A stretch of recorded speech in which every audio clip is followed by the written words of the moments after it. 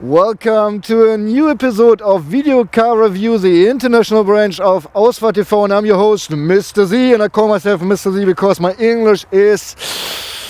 oh well. Never mind. Today I'm going to present you the 2016 Suzuki Swift Sport. And our spectators in Germany, they put in the comments so many wishes, and they told me, well, Jan, please show us some more cars we can afford. So that's another one. It's not a Ford, but a car you can afford. Ha ha. Well, I'm not funny, I know. If you haven't seen our format before, like Ausfahrt TV or Video Car Review, you might be surprised. Our reviews are pretty long. Between, I say, 45 minutes and an hour and something. But don't worry, our videos are always structured the very same way. We have always the same chapters in our videos. And if you look in the description text of this very video, you find jump markers. So you can jump from chapter to chapter. And the chapters are good for comparing cars as well. So, for instance, you want to compare the Suzuki Swift Sport with the Alfa Romeo Mito, a review we have as well. So you can compare chapter for chapter. That's pretty neat, I guess. It's a good idea, it's my idea, so has to be good.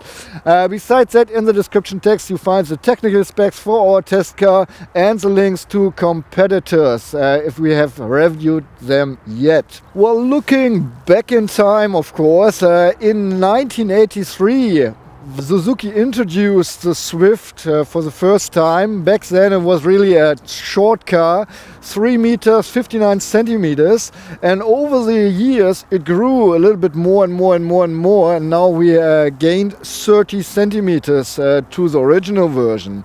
So today I'm presenting you the 5th product generation called FZNZ, and it was introduced in 2010, at least here in Europe, while in 2011 Suzuki introduced this very model, the Suzuki Swift Sport, so the sporty version of the Swift. And in 2013 the Swift had a facelift, which you can recognize from the front because it has LED day running light and in the mirror caps integrated turning indicators, but the sport version did not get this facelift yet. Well, in this tiny car segment we do have quite a few competitors. This car has 136 horses, and you might want to look them up yourself because I was just too lazy. I'm just giving you 3 names at least: the Alfa Romeo Mito, the Citroën DS3, and well, now only the DS3, they skipped the Citroën, and the Ford Fiesta S. Well, excuse myself, I'm not sure for all the markets in Europe or wherever, but at least in Germany, Suzuki is offering the Swift with 2 powertrains only. There used to be a diesel engine, but they sort of crossed this out. So we have this sporty baby here, getting back to this in a second, and a 1.2 liter petrol engine with 94 horses. You can order this car either with front wheel drive or all wheel drive, and you have the choice between a manual 5-speed and a 4-speed automatic transmission. Okay, back to the sporty engines, the heart of our test car. It's a 1.6 liter petrol engine, 4-cylinder. It has 136 horses, and it's good for maximum torque of 160 Newton meters. You get them at 4,400 RPM. The regular model is available with front-wheel drive and all-wheel drive. The Sport model is only available with front-wheel drive, and you get it with a 6-speed manual transmission. Let me share the basic specs with you guys of our test car, Suzuki Swift Sport. It accelerates from 0 to 100 kilometers per hour or 62 miles per hour in 8.7 seconds. If you know how to shift right, guys. And top speed is reached at 195 kilometers per hour or 121 miles per hour. The gas tank of the 2016 Suzuki Swift Sport 5-door version will take 42 liters or 11.1 US gallons. Suzuki gives a fuel consumption figure of 6.4 liters for every 100 kilometers driven or 36.7 miles per US gallon.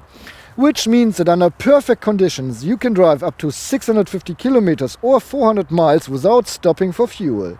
CO2 emissions for the 2016 Suzuki Swift Sport should be 147 grams per kilometer according to Suzuki. The Suzuki Swift Sport has a length of 3.89 meters or 153 inches with a wheelbase of 2.43 meters or 69 inches. It is 1.51 meters high, so 59 inches, and it is 1.7 meters or 67 inches wide.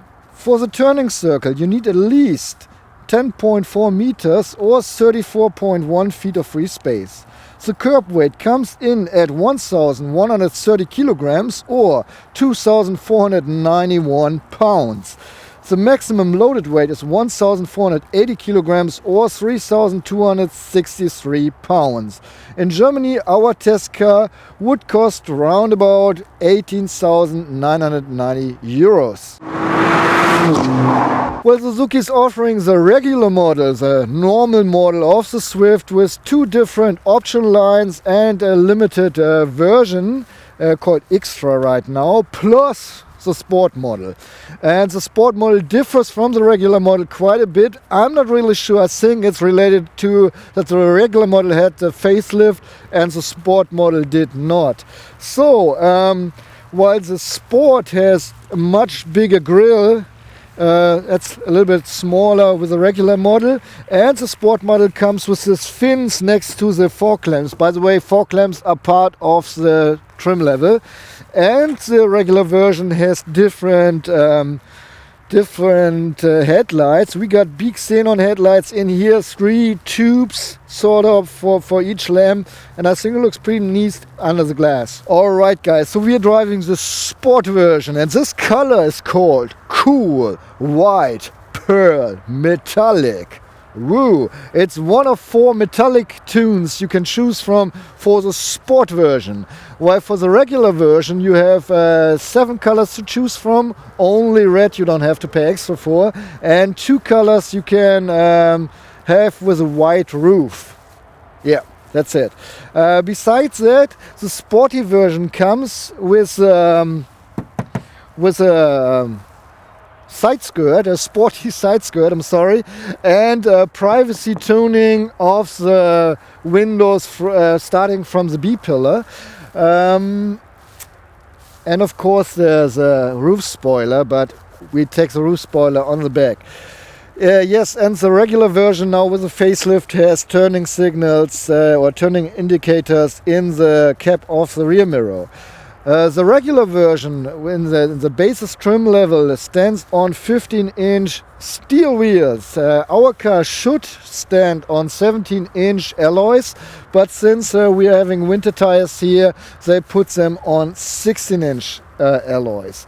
Besides that, just that you know, the Swift is available with 5 and with 3 doors, while as you can see we are driving the 5-door version. Okay, that's the rear, the back of the Suzuki Swift Sport, and you recognize it by the spoiler on the roof, which is much bigger than from the normal version.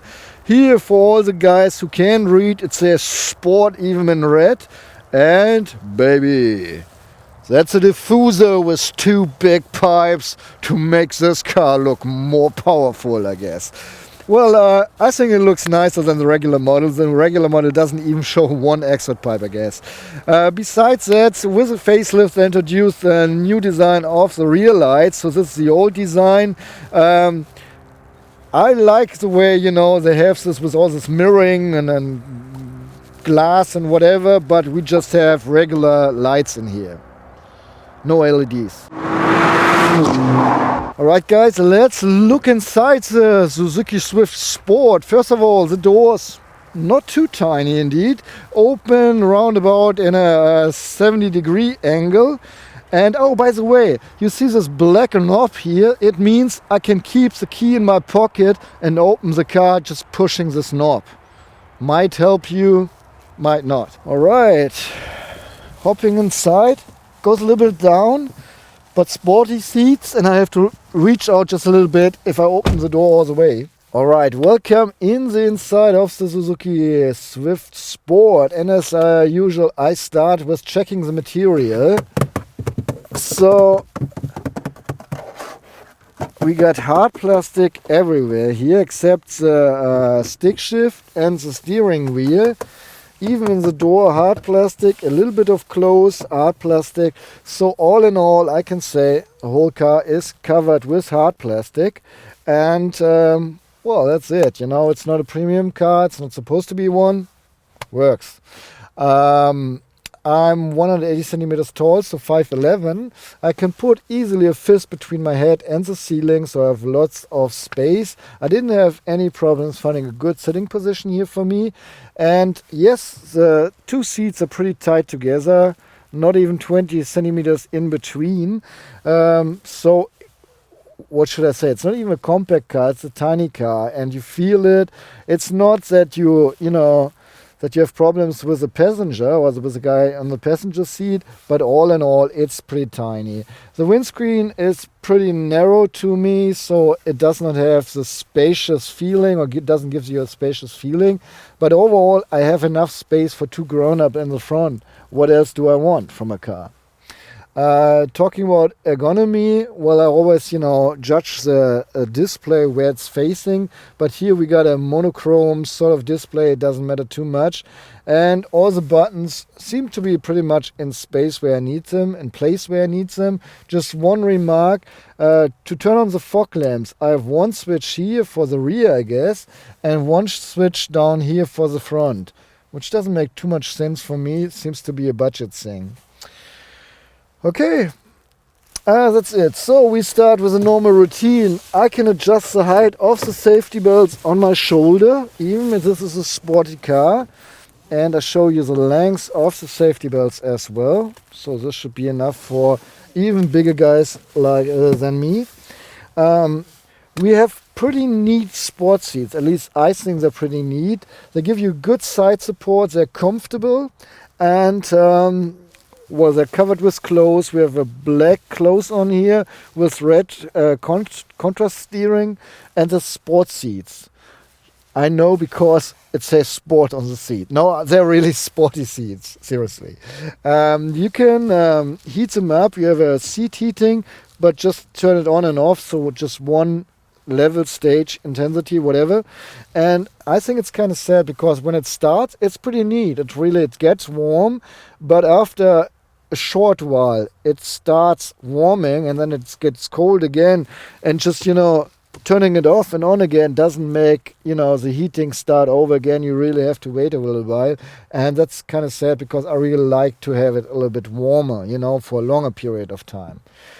Okay, you can adjust the seats manually. On the driver's seat we can even adjust the height of the seat that's missing on the passenger side. We can of course adjust the backrest, but here again it's just a little knob, not a wheel.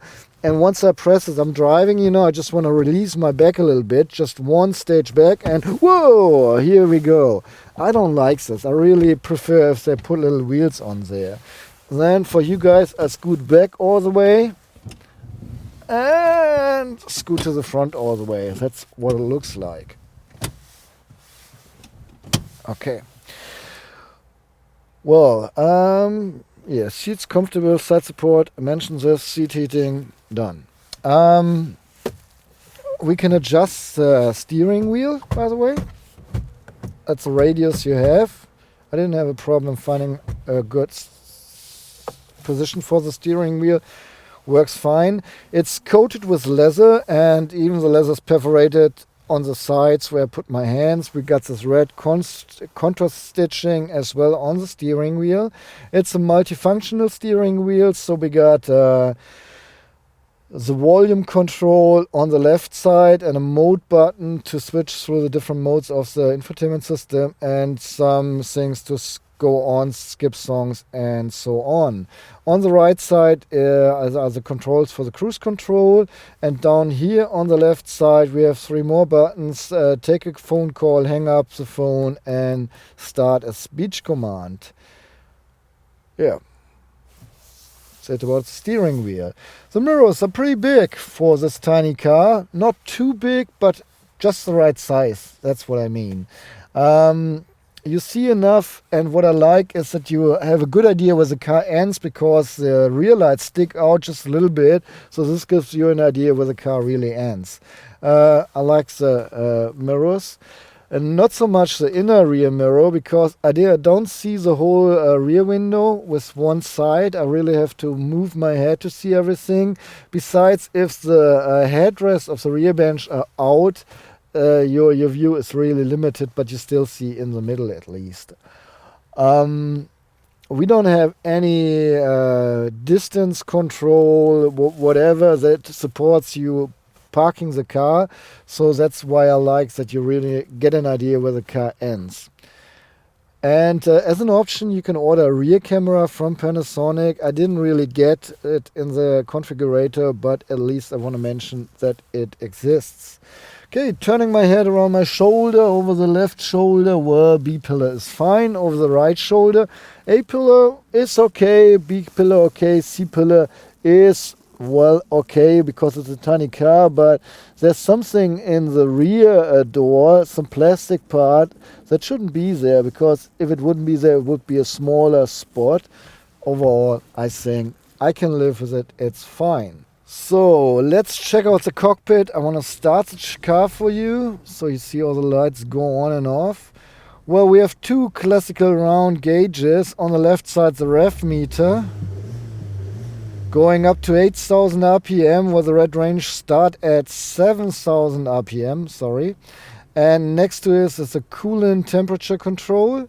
On the other side, we have the speedometer going up to 240 kilometers per hour. The car runs not even 200, so they could have rearranged the scale a little bit. That's just a waste, kind of sad. And down here, next to the speedometer, we got the control for the petrol tank. In between, we have a little display. On the very top, we have the outside temperature, very down the current time. Then above the mileage, then above sort of the board computer. That's my average fuel consumption. I have to change this here, the value. So my range with the current fuel consumption, and right here I can see 300 kilometers I've driven so far. The blank spot up there really annoyed me, because that's, you see your current gear and the car is suggesting that you shift whenever you have too much rev, which is so silly for a sporty car like the Suzuki Swift Sport.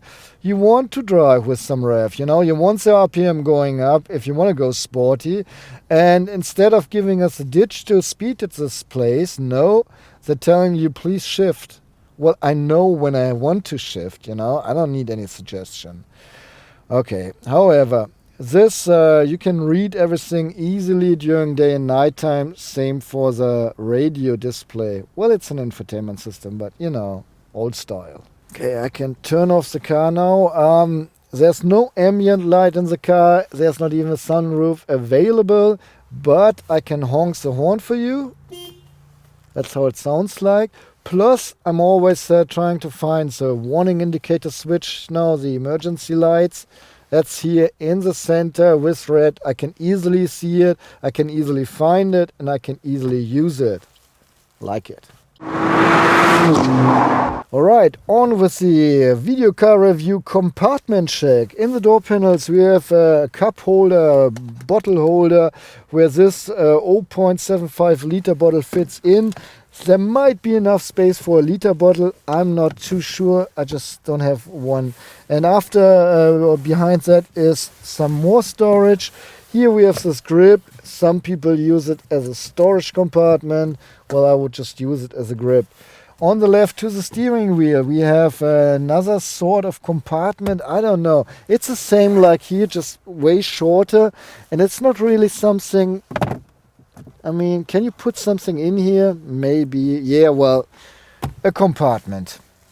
So, nothing here. Up here we have another compartment with a lid inside, just hard plastic. So make sure you do some rubber in here, or, you know, so that things don't scoot around and make some silly noises. And down here we have two compartments in one sort of. Back there a compartment and here, and then this one you could probably even put a bottle or a cup, but it's not really a cup holder, it's just a compartment. Over it we find the USB port and a 12 volt outlet. Stick shift, handbrake, manual handbrake, I always love them. Especially if you have front wheel drive, you know, at least you can slide with the handbrake a little bit. And here another compartment, maybe more for the passenger on the rear, but I'm just naming it. Okay, I mentioned this already. Here we have the gloves compartment, nothing fancy in here.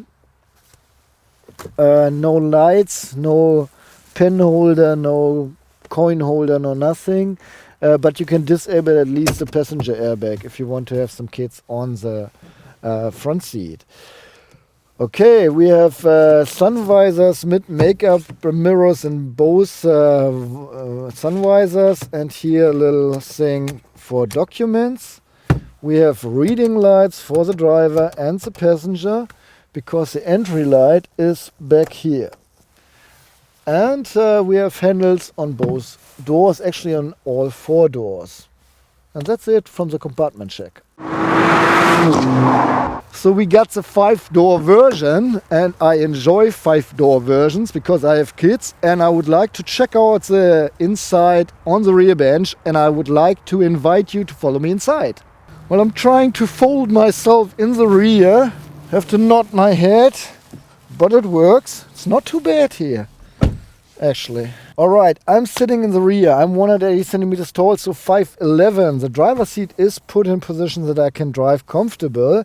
And, well, my space for my legs is limited. I'm touching the seat already, but at least I can put all my feet under the seat, which is cool because I know the seat is lowered, and so at least I have enough space for my legs and for my feet. And the legs, it's not that bad. I could even imagine sitting here for a longer period of time.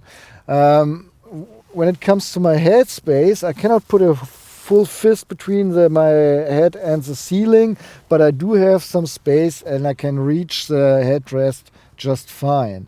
If I turn my head, I touch the ceiling suddenly, so there's not too much space to the side. That's okay. The seats are not formed out in any way. They don't feel too uncomfortable, but I didn't drive here for a longer period of time, so I cannot really tell you anything about it.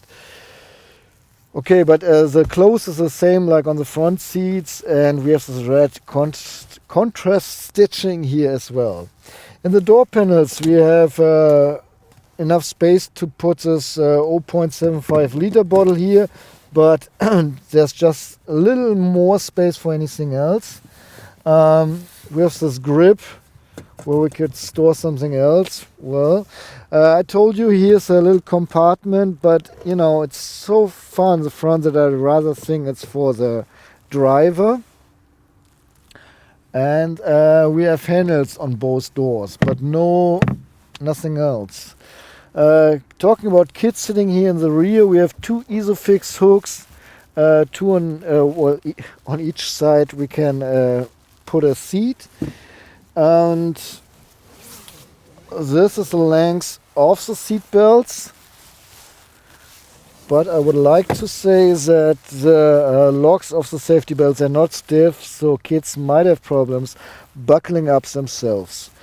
We have no reading lights, just the entry light here, so not a specific light for the rear. We have power-driven windows, and it's not an automatic, so I have to use the switch and they don't have a protection.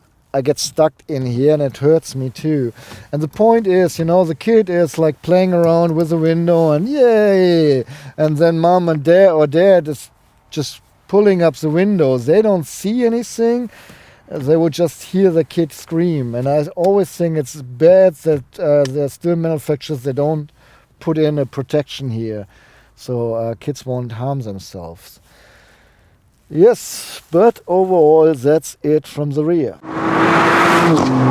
Alright guys, before I show you the trunk, I would like to present you the key. Oops, here it is. It's a plastic key. On the rear side we have this little knob that I can use to get the real key out. On the right side we have the Suzuki S and 2 buttons to lock and unlock the car. That's pretty much it. No more functions.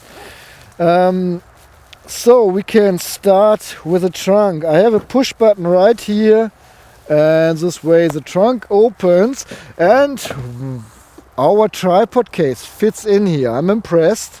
I didn't really expect this, to be honest. We have space for 211 liters of luggage or 9 cubic feet. And now we're gonna, for 7 cubic feet, not 9, 7. I was mistaken. And now let's look inside here. All right, let's look around. First of all, we were gonna remove this. It's a little bit tacky here, and well, that's it. And here you see the material. It's just, you know, paper sort of. Anyway, we don't need it, and we can look around. Here's the first aid kit that you can, you know, attach everywhere. We got a little lamp here, and that's already it. Well, on this side we have the lift. Oh, and here's a little a little hook for whatever, you know. And we can lift the floor, and here we got some tools, a thing to tow the car away, and the tire kit fit. And you might want to even remove the whole thing to use the space for something else, but doesn't need to. Okay, that's back in here. And as you can see, we can flip the backrest off the rear bench, 40% on the right side and 60% on the left side, and you can see that's not an even ground here we have to store things. Alright, so let me measure everything with a Brian's measuring tape. So between the wheel arches we have 1 meter and 1 centimeter, so 39.5 inches. And let's put this up. Here we got it's 40 centimeters deep to the edge of the backrest and 45 to down here. And to the edge of the flip backrest we have 1 meter, so 39.5 inches. And I pushed the passenger seat to the very front, and then we got 142 centimeters, so 56 inches. Let's look at the heights too. To the privacy shield thing we have 52 centimeters, so 20.5 inches. And to the ceiling it is 86 centimeters or 34 inches. And from the backrest of the rear bench to the ceiling we have 76 centimeters, so almost 30 inches. If I flip the rear bench, I have space for 860 liters up to the roof or 30 cubic feet. And I can load up to 350 kilograms in the Suzuki Swift Sport or 772 pounds. I didn't find any value if we can put something on the roof. I don't think there is anything. And you cannot install a trailer. But 2 more numbers, or rather 3, you have to lift the things up 81 centimeters, so almost 32 inches, and then it goes down 25 centimeters, so almost 10 inches. And for the guys with a garage, it opens up to 2 meters, so 79 inches. And that's it about the trunk.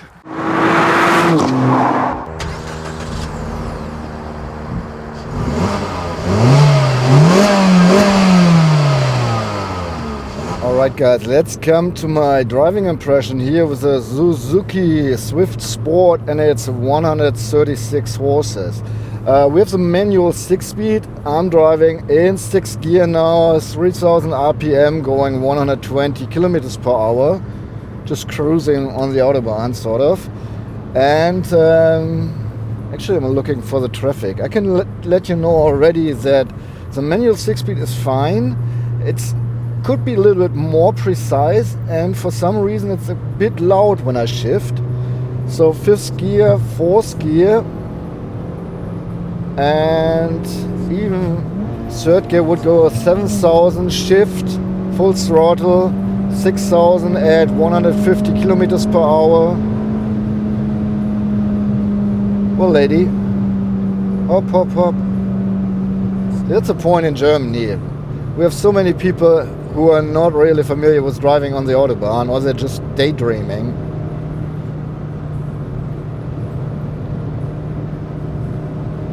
So the car gets loud if you give the car RPM or the engine. Come on!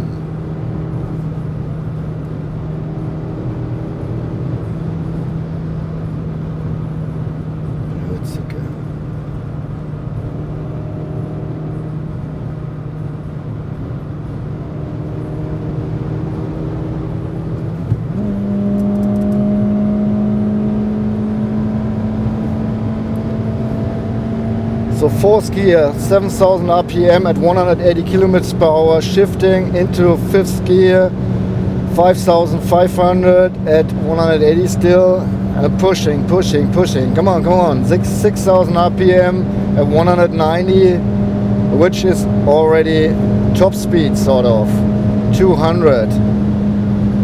And now in 6th gear to have less RPM. So wind noises, they start around about 120 kilometers per hour. They get why they are still decent. Starting at 140, especially with the mirror caps, you hear the air passing by, but it's still okay. But you gotta know, if you give the car RPM, it gets loud, especially starting at 6000 RPM right now. And up to 7,000, 6,500, 7,000 shift.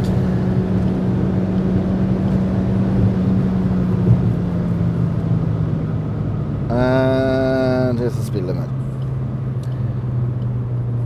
Oh well, so if you're cruising in 6th gear, the car is really decent when it comes to noise level. Going 100 kilometers now, you hardly hear the engine, just a little bit.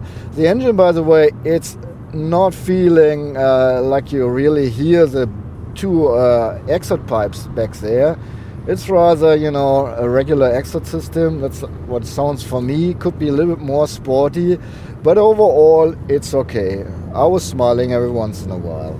The car's not really built for the Autobahn, rather for curvy country roads.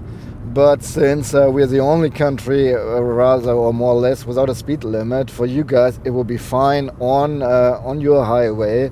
Acceleration up to 120 kilometers per hour is fine and quick, and shifting ways are fine too, by the way. Not too long, not too short, everything's cool. What I really hate is this economy digit here that shows me I'm going in 6th gear now, shifting down to maybe 4th gear. It's suggesting please go to 6th gear, and I'm right now at not even at 3000 RPM. So while you really use much rev to get the car going, this digit is always like, oh, shift, and I'm like, no, I'm going sporty, leave me alone, So that's kind of annoying, and I would really appreciate there rather the speedometer, digital speedometer would make much more sense there. The suspension is pretty stiff. It's a sporty car. It's supposed to be a sporty car. Once the road is getting bad, you feel it. The seats, however, give you good comfort even in under bad road conditions. And but the suspension really tells you a lot about how the road conditions are. So it's really stiff, and you're not jumping around like a little rabbit, but it's pretty close. I've not much to say about the brakes. They work fine. I didn't have any point where I had the feeling that they are not willing to slow down the car at any point. And even if you use them a little bit more, I haven't been on track, of course, but you know, even as some country roads I've driven, I didn't have any feelings that they were, you know, getting tired of braking, whatever. The steering, however, is really nice and direct. It really, whatever you tell the steering wheel, or whenever you pull on the steering wheel, the car is doing exactly what you want. And it's pretty much like, and it will support your sporty driving. Cornering is just fun with this little monster. So steering is nice and perfect. Unless you're in the city downtown and you're trying to maneuver, then you need a little bit more of power in your arms to, you know, do a 360 with a car, or 180 at least, or to turn the car around, you know. But so far, but I mean, overall, you bought a sporty car if you have this car, and you probably appreciate this direct steering over easy steering while being on parking lots. I don't have to say anything about assist systems. It has a cruise control which is not adaptive. I was pretty pleased with the infotainment system, honestly, you know. You might know that I'm really picky when it comes to premium sound systems, and I'm indeed pretty pleased with the speakers in this car. They're not premium, it's just the regular set. And you can listen to music even pretty loud, and it's still very structured. The whole music is. So I'm really surprised that we have in this rather pricey car such a good system. Thumbs up. And another thing, well, this system does not make much. You have Bluetooth and you have USB, but I plugged in my iPhone 6 in the USB, started Spotify, and it was playing my songs right away. And I have premium cars where this was not working suddenly or at once. So another thumb up for the whole infotainment stuff. Well, summing it up, it's a tiny but very sporty car, 136 horses. Well, it's not compared to Mercedes AMG or whatever, but for this size, it's just enough power, especially concerning the weight. And in the city, I had quite a bit of fun with the car, as well as on the country roads. And even on the Autobahn, you can go up to 200 kilometers or 196, which is good too. So I would understand every youngster who would say, yes, give me it. I want a sporty car. That's cool. And you even have space for 4 people. I mean, that's cool. Alright guys, that's it. That's the end of my review here from Video Car Review of the Suzuki Swift Sport. And I always have 4 points I'm judging. Mr. Z to the judge. Well, first of all, fuel consumption.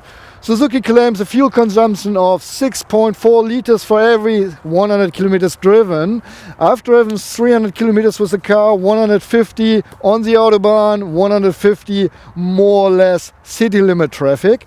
And I ended up with 7.8 liters. So that's pretty close. On one hand, I say, awesome, so close to what the manufacturer says. On the other hand, I say, well, tiny car, 8 liters for every 100 kilometers driven. Whoa, that's a little bit too much. But then it is a sporty car. And believe me or not, whenever I've driven this baby, I was sporty. So, second point, driving fun, driving pleasure. And I say yes, if you can have fun with front wheel drive, this car is fun to drive. I mean, some of you I know that real petrol has. Well, Jan, just rear-wheel drive is real fun, you know. What do you want with this piece here? But I say you can have fun. It's a light car, 1,100 kilos, and we have 136 horses. It is really fun to drive. Driving comfort, well, you know, I'm fine with the seats. and the suspension is sporty. So having me as an old guy with my bag, you know, I would like to complain, oh, it's a little bit too stiff for me, but on the other hand, it is just right. You know, it's a stiff suspension, be aware of this. It's not a city cruiser or anything, so it is stiff. Is it comfortable? No, it's not, but sporty. Okay, usage as a daily driver. Well, first of all, 4 grown-ups fit in this car. Fine. The trunk is tiny, not so fine, and you really have to lift all the stuff very high and then drop it down. If you're a little bit older or you don't have muscles like me, haha, if you don't have muscles like me, no, that's wrong. Never mind, forget it. So it is a kind of uncomfortable. The trunk is to load stuff in and out and all this. But overall, I mean, 4 people can sit in here. It's okay. I will say fair. You know, the trunk sucks, but everything else is okay. So in between, and that's it. So overall, what can I say? It's a car that is not too expensive for a sporty car, for especially. I mean, it's one of the 136 horses, and not even 20,000 euros. I think it's a fair price for a little tiny sporty car. So I think it's okay. It's okay. This car's just fine. And that's it. If you say, well, you know, this review is just fine, maybe you want to give me a thumb up, because this really motivates me. I'm always looking at the numbers and how many thumbs I got. And if you have any questions to this review, to this car, please drop your question in the comments field. I'm trying to answer. I'm not as quick as I would like to, but I'm trying to comment or to answer every comment. And overall, I'm done. If you want to support me, please do so. We have 2 services, Patreon and Tippy. You can send me €1 or $1 every month, and that helps me really, because if each of you would do it, I'll be a wealthy man. You can share our clips, please do so, on Facebook, Twitter or Google+. That helps us, or put them in your personal private playlist on YouTube. And please tell your mom, your dad, your friends, your kids, your colleagues, whoever, about us. Just stand in the city. I love Aus44 and video car review. Tell the people out there, because we need more audience and I appreciate your help. Okay, that's it. My name is Mr. Z. My English sucks, and I hope I'll be the next host in the next car review you watch on Video Car Review. So long and goodbye.